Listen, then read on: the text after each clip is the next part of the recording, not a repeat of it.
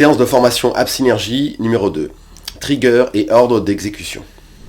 Bonjour et bienvenue à notre séance de formation App Synergy Learning. Je m'appelle Raphaël Wolf, je suis le fondateur d'App Synergy, partenaire de Salesforce qui accompagne les associations, ONG, fondations et entreprises utilisatrices de Salesforce.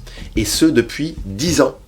Au fil de l'eau, j'ai travaillé sur de nombreux projets pour des organisations de toute taille. Et au cours de cette décennie écoulée, j'ai formé des centaines d'utilisateurs, d'administrateurs et de développeurs Salesforce. Aujourd'hui, nous allons en savoir un peu plus sur les triggers Salesforce et l'ordre d'exécution. On va utiliser beaucoup de jargon en anglais également dans cette session. N'hésitez pas à me poser des questions s'il y a des choses que vous ne comprenez pas. Une fois que vous aurez terminé la session, remplissez le quiz et faites valider votre formation. Assurez-vous de partager notre contenu avec vos collègues qui travaillent dans l'écosystème Salesforce. C'est gratuit. Consultez App Synergy Learning sur YouTube pour du contenu gratuit supplémentaire. On commence tout de suite. Alors aujourd'hui, nous allons aborder l'un des aspects les plus importants du développement Salesforce, à savoir le trigger, appelé en français le déclencheur dans la documentation, ainsi que l'ordre d'exécution. Voici les sujets que nous aborderons lors de cette session. Avant d'entrer dans le détail, laissez-moi vous dire en quelques mots ce qu'est un trigger, ou déclencheur en Apex.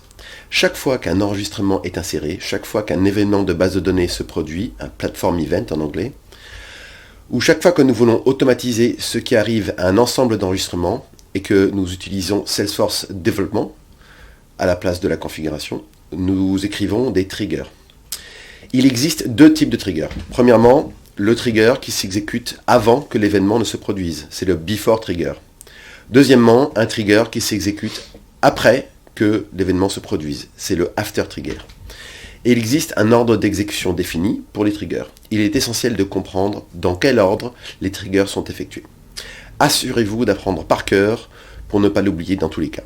Une fois que nous aurons complété les différentes étapes de l'ordre d'exécution, on va la voir ensemble tout de suite, nous en apprendrons plus sur les cas d'utilisation des triggers, les types de triggers, la différence entre les triggers avant et après, les before triggers, les after triggers, le mode d'exécution des triggers, la structure de base d'un trigger, le lien entre le code et les triggers, et enfin, les meilleures pratiques d'utilisation des triggers avec quelques exemples d'extraits de code.